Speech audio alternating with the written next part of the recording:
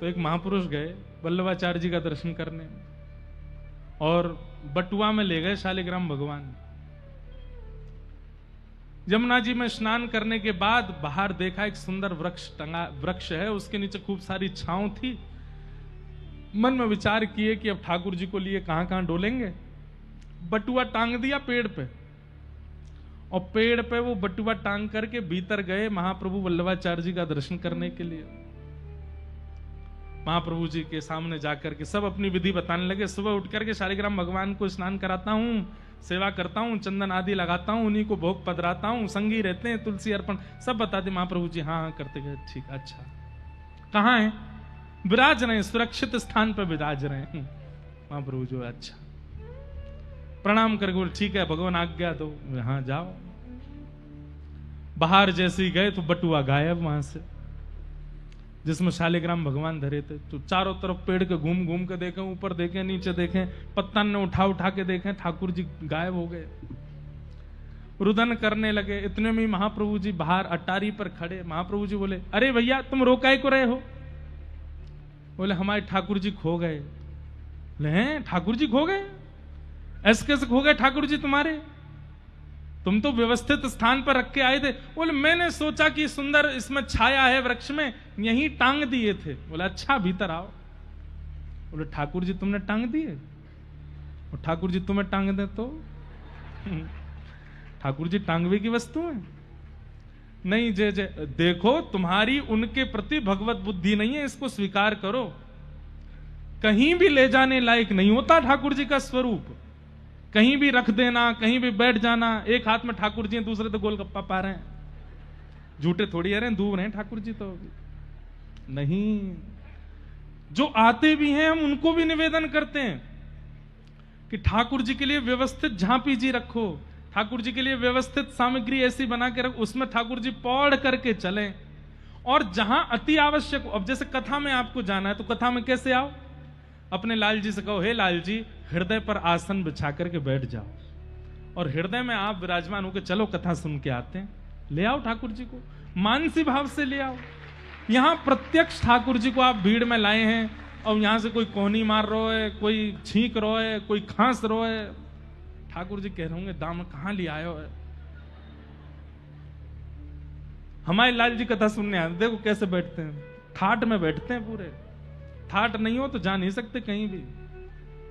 ऐसे ही ठाकुर जी कहीं भी ले जाने की वस्तु थोड़ी है। आप कहते हैं कि हमारे ठाकुर जी हमारे बिना रहते नहीं। ठाकुर जी आपके बिना नहीं रहते कि आप ठाकुर जी के बिना नहीं रहते, दोनों में विशेष बात क्या है?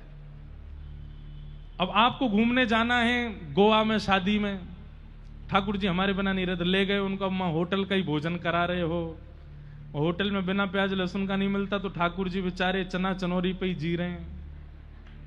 ठाकुर जी बोले इतना प्रेम तो नहीं करता था मैं इससे कि केवल चना चनौरी में जीवन व्यतीत कर लूं। ये तो आपकी जिद है, आप उनको चना चनौरी पे ही धर रहे हो।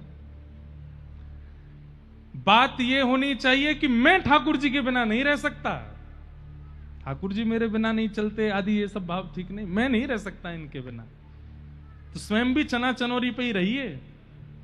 जब ठाकुर जी को भी बादाम चना चनौरी दिए तो वो आप भी वैसे ही रहो। महाप्रभु जी बोले अच्छा चलो अब जाओ, बाहर जाके दोबारा देखो। बाहर गया तो उसने जाकर के देखा। अच्छा वो अंदर कहने लगा नहीं नहीं मैं सेवा तो बड़ी निष्ठा से करता हूं, आप कभी बैठ के देखेंगे तो आप भी आनंदित हो जाएंगे। वो तो आज गलती से खो गए ठाकुर जी। महाप्रभु जी बोले अब जाओ मिल जाएंगे। वापस लौट करके बाहर आया तो उसका जैसे कम से कम 1000 बटुआ टंग रहे थे, एक ही पेड़ पे 1000 बटुआ। महाप्रभु जी खड़े हो गए द्वार पे आके। अब वो देख करके घबरा गया। महाप्रभु जी बोले तुम बड़े आनंद से सेवा करते हो ना, ढूंढ लो तुम्हारे कौन से। तुम तो कह रहे थे कि तुम ऐसा करते हो ऐसा करते हो, अब तुम्हारे हैं तो मिल जाएंगे तुमको। चरणों में आकर के उसने स्वीकार किया कि नहीं भगवान, सेवा का कोई भी गुण मेरे अंदर नहीं है, मैं तो अबोध हूं, मैं तो ऐसा हूं, ये तो मेरे से अपराध बन गया।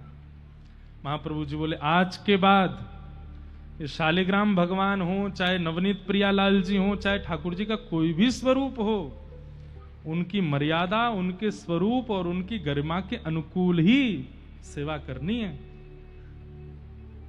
हमारे लाल जी उत्सव में विशेष भोग पधराते हैं, हम पता है किस लिए?